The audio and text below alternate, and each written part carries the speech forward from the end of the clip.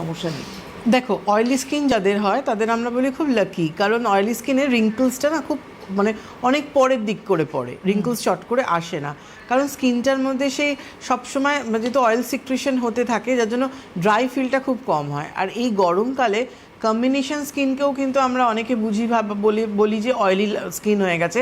যেই ওয়েদারটা চেঞ্জ হবে, একটু বৃষ্টি হলো কিংবা আমরা যেই উইন্টারে যাব, কম্বিনেশন স্কিনটা কিন্তু ড্রাই হয়ে যায়। অ্যাকচুয়ালি টি জোনের অয়েলটা কন্ট্রোলে চলে আসে আর গালটা অতিরিক্ত ড্রাই হয়ে যায়। কিন্তু এই সময় কম্বিনেশন স্কিন এবং অয়েলি স্কিন বোথ স্কিনই কিন্তু যে অতিরিক্ত মাত্রায় সিবাম সিক্রেশন হয়, যার ফলে কি হয় মুখটা তেল তেল করতে থাকে।